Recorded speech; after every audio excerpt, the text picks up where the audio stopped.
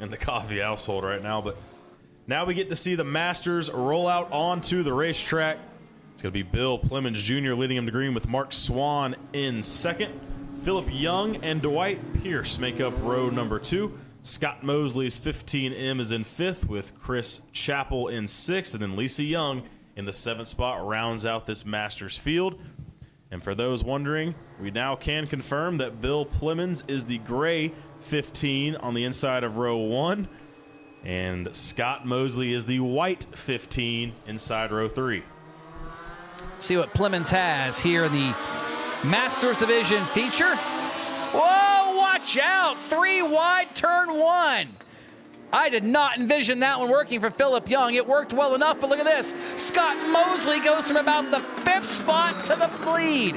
What a move by Scott Mosley when everybody just drove it into turn number 1 and forgot there was a corner there. Mosley did not, got the car rotated and drove around all of them. Wow.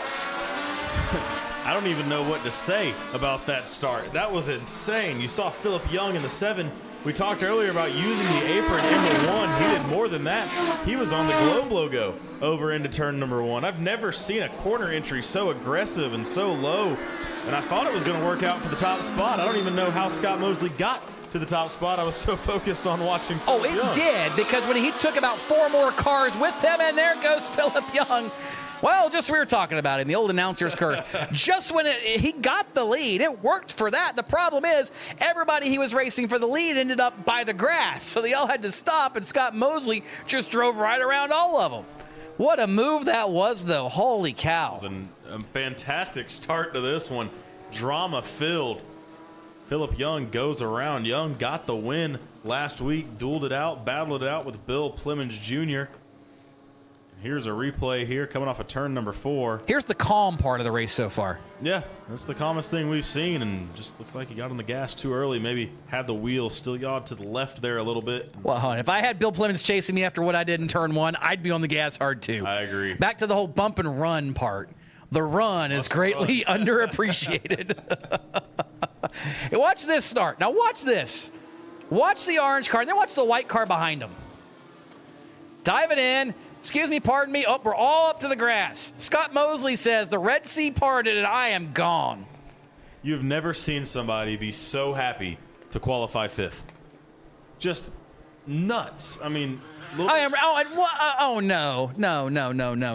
We just crashed him on the back straightaway. Oh, boy. Under caution, including Bill Plemons Jr. and Scott Mosley. Plemons and Swan on the back straightaway. Mosley to the pits.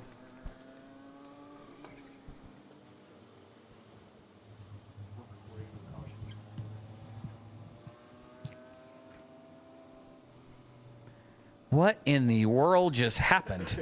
So to recap the first 3 laps of the Masters main event, bit of a stack up on the initial start. Hold on. We did crash, we did spin, and now we tried to crash, we did spin, and now we did crash. Yes. That's the recap. 3 wide full send into turn 1, a spin off of turn 4 under the yellow now, contact, just insane. We're only 3 laps into this one. There's still 17 laps. Well, they are trying to live up to their moniker, the crazy old men. Watch this restart again from the turn 1 camera, or turn 3 camera.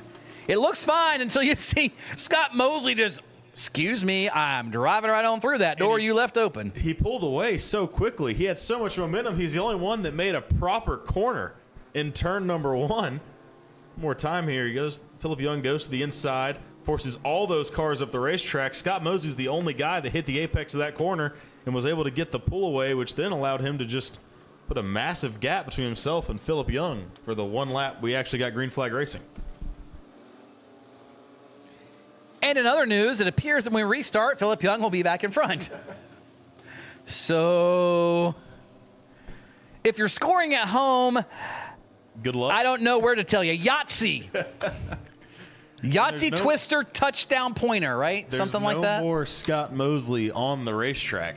Also, just throwing that in there. Now Philip Young's going to drop back a bit. So unofficially, without us telling you exactly what's happening, it looks as if Bill Plemons Jr. and Mark Swan is going to make up row 1 when we take the green. And to be fair to those studying the lineup, what we just saw was unprecedented and wild. Who would have thought? Wow. Again, living up to the moniker crazy old men. And women, in the case of Lisa Young. She's probably wondering, thinking twice now about what she decided to do. So we're finally coming back to green. It's going to be Plemons and Swan on row number 1. Flag is waving. Another 3-wide move by Philip Young into turn number 1. This one's going to work a little bit better for him. He sticks it, moves up from 5th to 3rd. Car spins in the middle of corner number 1. And the caution's going to fly again. I believe that's Chris Chappell in the one car that spun around in the first corner. And again, a 3-wide move from Philip Young. He must really like what he's got in that 7 car right now. He continues to make those kind of moves into the first corner, whether it's for the lead, whether it's for the 3rd position. I mean, if it works, why stop? Yeah, if you have that much confidence in your car, why not go for it? He's doing it again. He got the win last week, finished 2nd, round 1. So Philip Young, confident in that 7 car. Unfortunately, the move was all for naught because they did not complete a lap, so he's going to go back into that position he originally started in. And let's keep in mind, it's not just the confidence in your car. It is the confidence in those around you, because only half of this game is knowing what your car can do and what you can do with your car. It is also knowing the guys around you are going to allow you to do what you want to do with your car in the fashion that you choose to do it. So they've also got to be aware, and you've got to trust the guy next to you that he sees you coming in there doing whatever you're doing, and if he needs to give you more room, he's able to move up and give you more room. So a lot of give and take, a lot of trust amongst these masters. We call them the crazy old men in jest, but they have the experience. They have a lot of racing under their belts in most cases, not all. But more often than anything, they've got enough life experience to realize that, you know what? We strapped a helmet on and we're liable to do not so smart things. So we better watch out for one another. You know, it's funny. We just mentioned how getting in a legend car, a Bandolero car, is mainly for the fun and memories. But if you want to see the class that's doing it for fun the most, it's these guys. They're out there here just to have a good time, put down some laps, maybe pick up some trophies along the way. And the guy out front of this field right now, Bill Plemons Jr., better than anyone at that. Absolutely he is. I lost track of the amount of trophies Bill Plemons Jr. has. He's run a little bit of everything, whether it be in this region with late models or back in the old Hooters Pro Cup days. That goes back a little ways. I'm starting to feel old when I bring that series up now. And been around legend cars for a number of years. Talked to Bill down at the Winter Nationals at Citrus County Speedway in Florida back in, I guess that was February now. Holy cow. Time flies. You know, I've been doing this for pretty much his whole life. He's, what, 60-some years old now? Might be close to 70. As we've got problems. Whoa, 2 cars around, one in turn 3, one here on the front straightaway, and the front stretch is Lisa Young.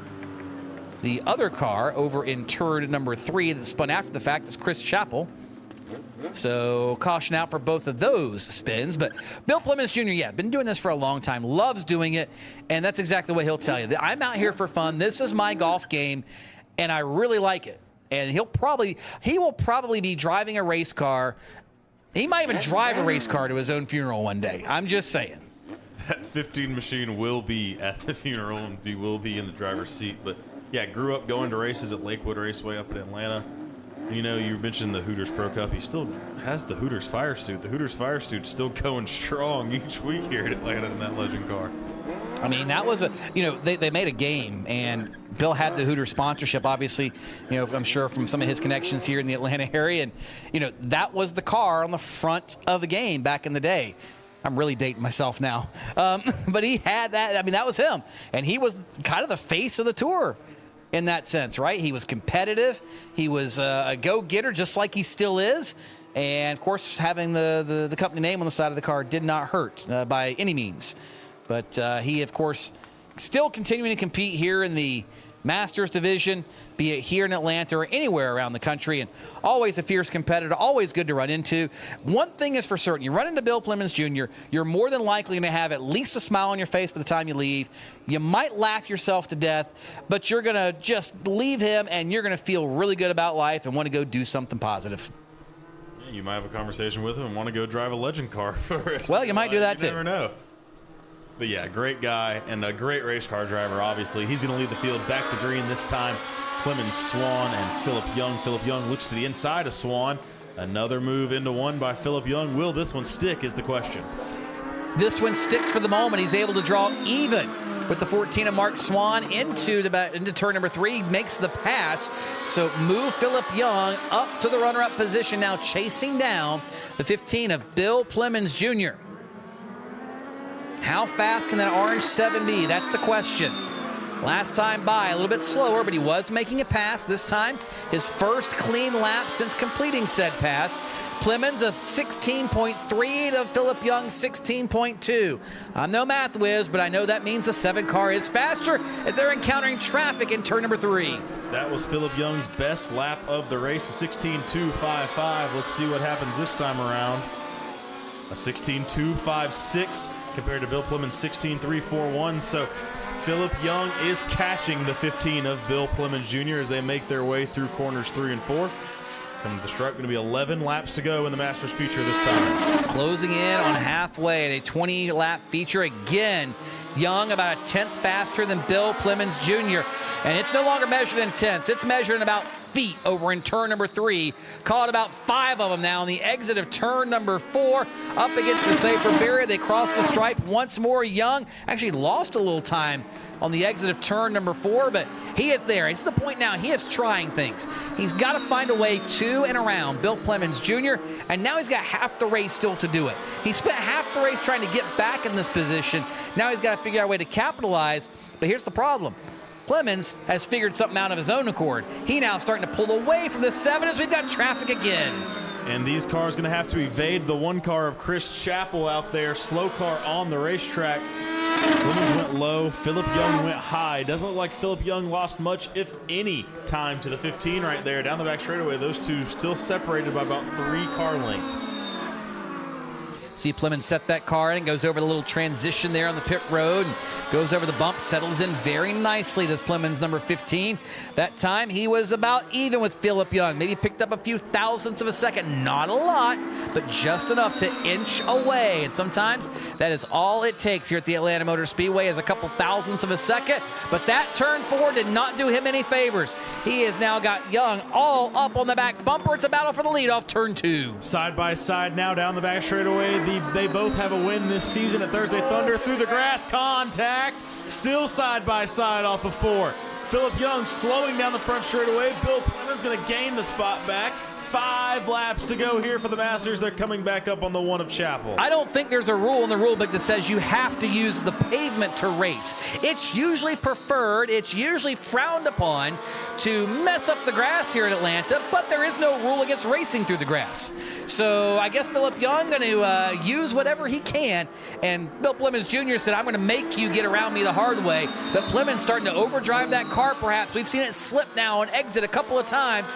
3 laps to go. Can Plemons hold off Philip Young? That is the question. Philip Young is going to have another run at it. Diamond's the corner right here. Tries to get a run down the back straightaway.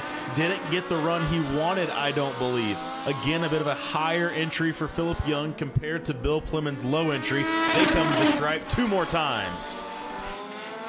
Just a half a mile remains. That time, Young missed turn 1. May have tried something a little different. It may cost him, and that may be the race right there if they do not catch the traffic that is in front of them on the final lap. White flag is in the air for Bill Plemons Jr. It's about an 8-car length advantage as he is back to turn 1 once again. These two tied for first in the points with 197 each. But after this corner, it looks like Bill Plemons is going to pull away just slightly. Off of 4, makes his way past the start-finish line. Bill Plemons Jr., his 2nd win of the season in the Masters division. And what a win it was as Lisa Young goes around over in turn number 2, just in front of the leaders. But this race was over ultimately. So she will get her car righted and rejoin the field tomorrow night for round number 4 here in the Masters division.